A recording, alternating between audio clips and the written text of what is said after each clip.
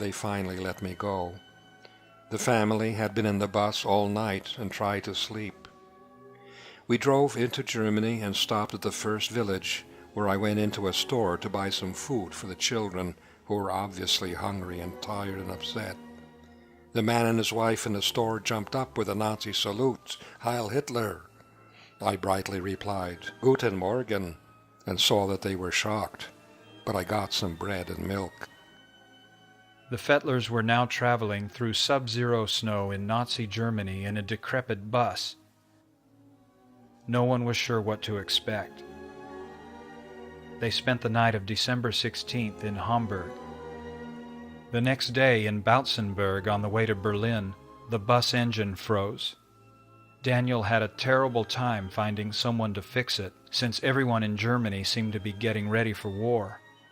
Most of the family's money went for repairs and 3 days for a hotel while they waited for parts. 2 days later, the family arrived in Berlin and stayed in a hotel near the Potsdamer Platz. On Christmas Eve, they arrived in Munich almost penniless. They found a cheap hotel and took 2 rooms for the entire family. Dinner consisted of hot water and bouillon cubes. Daniel pawned his watch for some gasoline. Next morning, Daniel told the family to follow him and bring their instruments. They went to a Baptist church for its Christmas service and sat in the back row. Daniel passed a note to the pastor telling him that the Fettler family band would be happy to play for the congregation. They did so, but German law did not permit taking a collection for them. The pastor personally advanced them some money. He also invited the congregation to take 1 or more of the children home for Christmas dinner, saying, "It's a blessing that Hitler does not persecute Christians as in Russia." The Fettler children stayed in different homes for a few days while waiting for money from William.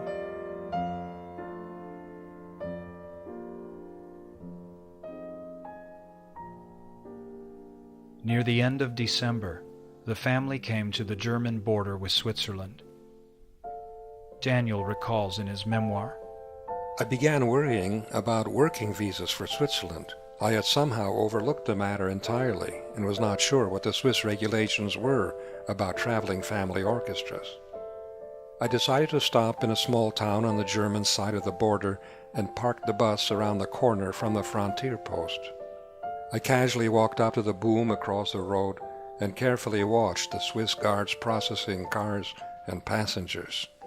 In some cases, the cars went through fast, but in others they took their time as they studied the passports. I decided the best time to cross the border would be late at night, when the guards would be half asleep and would not examine our luggage too closely. I returned to the bus and had the musical instruments placed on the floor in the back and piled our regular luggage and suitcases on top of the instruments. I told everyone to look as much like a tourist as possible, and for the older boys to put the cameras around their necks, displaying them prominently. After feeding the children for a second time, we bravely drove up to the Swiss frontier around midnight. My heart was pounding as a guard approached and asked for our passports. He gave them a casual glance and waved us on. I stepped on the gas in delirious delight as we raced down the fine highway into Switzerland. The oppression I had felt in the air in Germany was gone, and we were back among free people once more.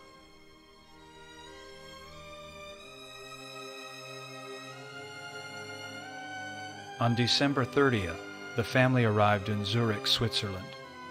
As Philip remembers it, Arriving in Zurich between Christmas and New Year's, we boys moved into a Männerheim, bed and meals for needy transients, mother and the girls to a women's hostel, while Daniel negotiated with government bureaucrats for permits to perform.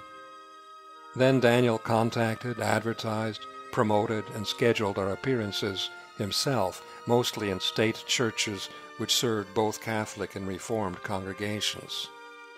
Income was from offerings which were delivered to Daniel after each performance. He kept the money in a bag hidden overnight in the bus and in daytime taken to the bank. He had an extraordinary job of planning, scheduling, maintaining the bus, etc., while we kids did as we pleased. at this time Daniel was 24 years old. For the next 6 months, the family toured Switzerland. A program was made up for the Swiss concerts. The numbers most typical of the Fettler concerts are number 3, Greeting March by the band, Latvian March. Number 6, The 12 Robbers by the chorus with solo by Philip. Number 10, Song of the Volga Boatmen by the chorus. Number 11, The Pilgrim's Chorus from Wagner's Tannhäuser by the band. Number 15, John 3:16 in 12 different languages by the speaking chorus. Number 17, My Heart Will Be Pure, children's song by David, Peter, and James. Number 22, Concluding Words by Daniel. These concerts were free to the public. Either the collection near the end was divided with the pastor of the church, or a separate collection was taken for the band. Just before the final number, Daniel would invite anyone in the audience to take one or more of the children home with them for the night and return them to the church the next morning. This meant a great savings in the family expenses.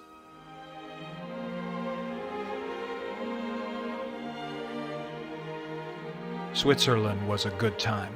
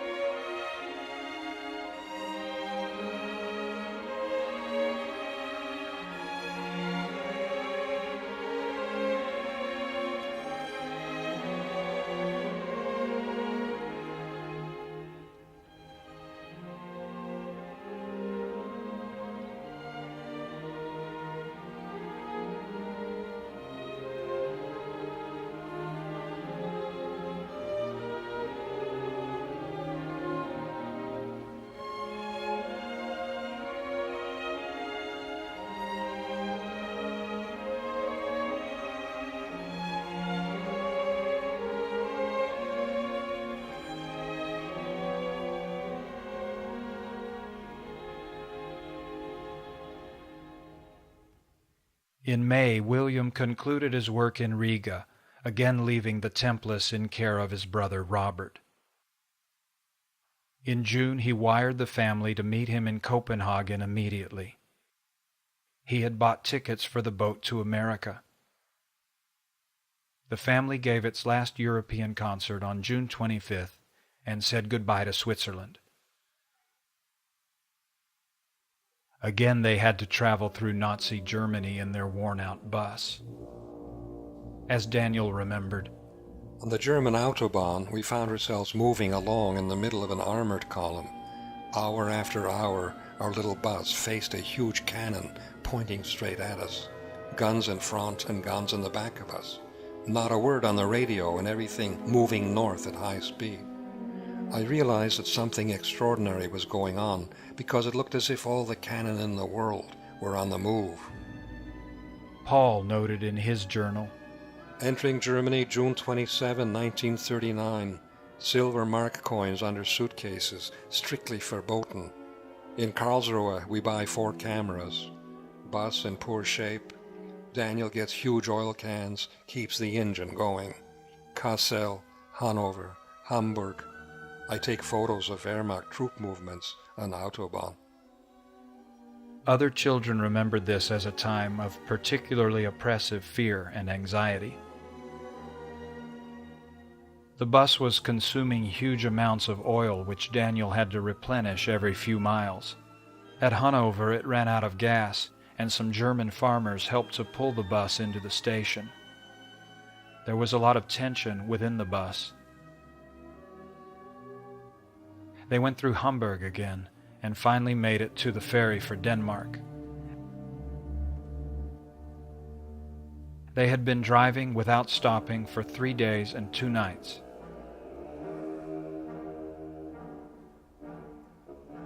But the adventure wasn't over yet.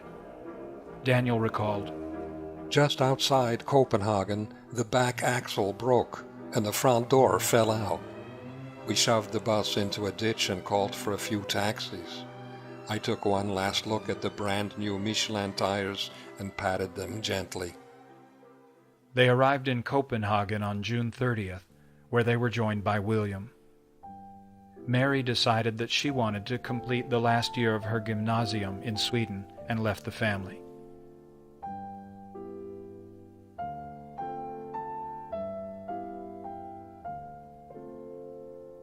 William had bought tickets for the MS Pilsudski, the pride of the new Polish fleet of ocean liners. There was a problem concerning passports for the younger children, but the rush was so great that the ship's officer waved them through. Daniel went up to the deck and sank into a deck chair with a huge feeling of relief. The family was safe. They were now crossing from one world into another. The Pilsudski was its own world. Passengers had access to all levels of the ship. There were several lounges. The swimming pool below decks had no windows, and the children saw how strangely the water in it would rise on one side and then the other. Someone bought a souvenir. It was a pleasant voyage.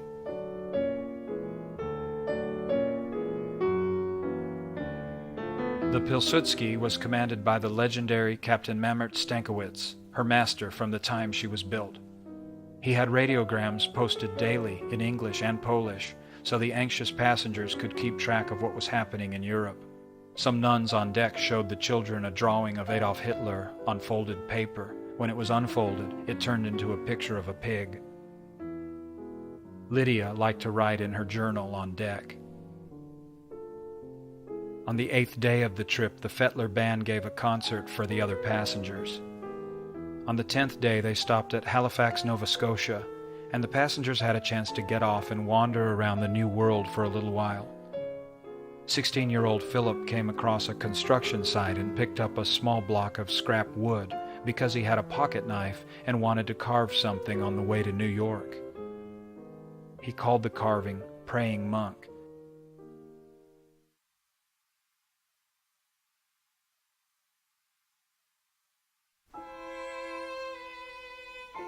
On July 13, 1939, the 26th anniversary of William and Barbara's wedding, the Pilsudski approached New York Harbor. The passengers crowded the railings, and the first thing they could identify was the Statue of Liberty. It was unforgettable. The Pilsudski entered the harbor with flags flying and the skyscrapers behind it. Here she is at her berth.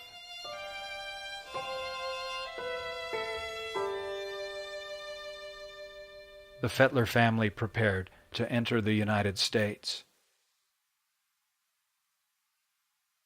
But something was wrong. The issue with the passports now became a problem. Until it was resolved, the family would have to wait with hundreds of others at Ellis Island, the processing center where it was decided who would be admitted to the country and who would be sent back to Europe. Ellis Island is the rectangular island in New York Harbor, almost within reach of Manhattan. The Great Hall on Ellis Island is where the immigrants waited to be processed, routed through long pens. They slept in dormitories or in smaller cells for families, and ate at long tables in the large dining halls. In one direction they could see the Statue of Liberty, in the other, New York City. They were allowed outside exercise for 15 minutes a day within the barbed wire. The Fettlers stayed at Ellis Island for 3 days. They played one of their concert pieces at a court session before a friendly judge, and then were admitted to the United States on 6-month visitor visas, but after that time they would have to return to Europe. A ferry took them to New York City, where Timothy was waiting. They took an apartment on Hoyt Street in Brooklyn, and since a bus couldn't be found, they bought a 1933 Pontiac and a 1936 Buick and began to plan their American tour. Timothy rejoined the band. At about this time, William Fettler legally changed his name to Basil Maloff, a pen name he had used in his volumes of religious poems. The band were now billed as the Children of Pastor Fetler Maloff, hyphenated. The contrast between the old world and the new was dramatized in the 1939 New York World's Fair, where they exhibited the world's first TV broadcast. The second tallest structure at the fair, after the pylon, was the Monument to Communism at the Soviet Pavilion. As the family band began their concerts in July 1939, they watched Europe falling into chaos. On August 24th, Germany and Soviet Russia signed a mutual protection treaty, making it clear that Poland would be attacked. A week later, Germany attacked. On September 3, 1939, 7 weeks after the Fetler family arrived in America, Europe went to war. On September 16th, the Soviets entered Poland. On October 5th, the Soviets stationed troops in Latvia. On November 26th, the MS Pilsudski was sunk by mines off Scotland. Captain Mamert Stankiewicz was cited for his heroism. He was the last to leave the ship, and he and one other crew member died in the freezing waters.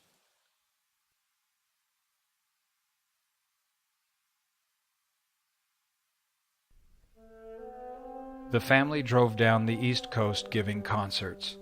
They began in Atlanta, Georgia, again broke, to play for the 6th Congress of the Baptist World Alliance. Their appearance was noted in Time magazine's July 31st issue. Daniel had posters made up. It wasn't unusual to give 3 concerts in one day. They played to a full house in The Mosque, the largest hall in Richmond, Virginia. The band and William Fetler, now Basil Maloff, were welcomed by the mayor.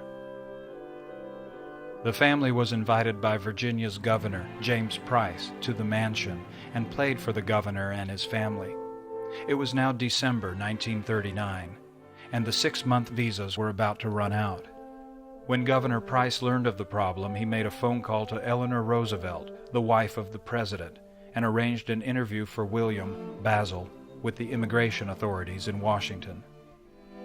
Meanwhile, the family gave concerts throughout the region, including Lynchburg, Wilmington, Savannah, Jacksonville, Tampa, St. Petersburg, Orlando, Lakeland, and a large concert in Bayfront Park, Miami. In their tour of the American Southeast, the Fetlers went through several used cars and the occasional trailer.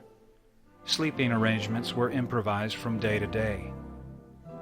Philip bought an 8mm camera and took some silent home movies in Florida in 1940. The trailer. William going to wash up.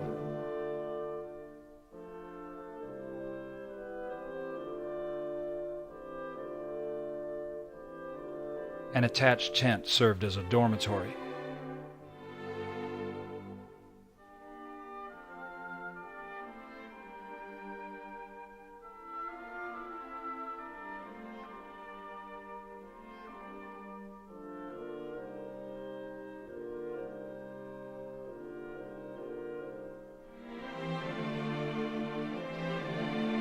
Daniel, organizer of the band, now 26 years old.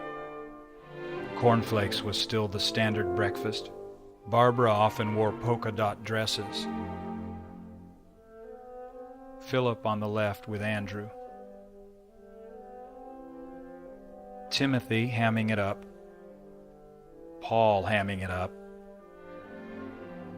Lydia. Elizabeth on the left.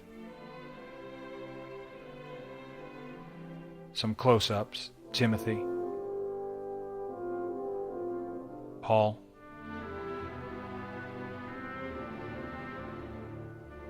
Philip. David.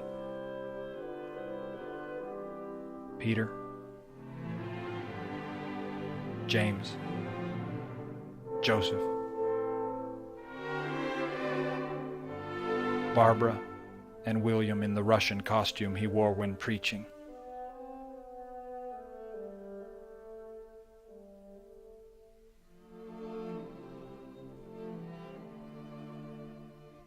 Going to give a concert.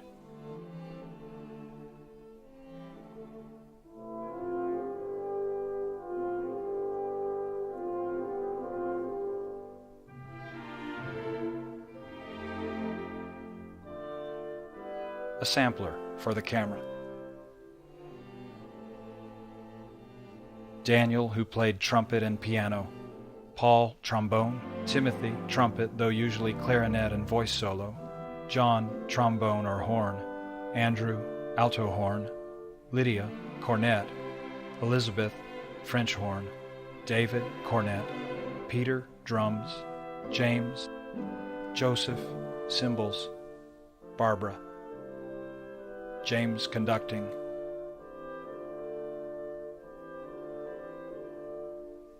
Philip, tuba.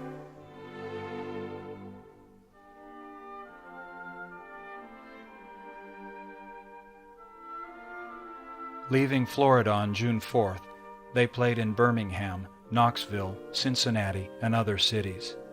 On June 28th, they went to Montreal, Canada, where the U.S. consulate gave them express processing so they could re-enter the United States under permanent immigration visas. They returned to New York City and gave a performance at the Temple of Religion at the World's Fair of 1940. This year, the Soviet pavilion had been removed. In July, they played to an enormous crowd in Atlantic City and then in Philadelphia, Lancaster, Ohio, and Toledo. In Detroit, they were reunited with Mary, who had finished her school year in Sweden. By this time, the Fettler children had been out of school for 2 years. Timothy and Lydia left the band to attend college. The others felt they had to settle down and catch up with their educations. They decided on Evanston, on the northern edge of Chicago, a quiet university town near a high-population area where lots of weekend concerts could be scheduled.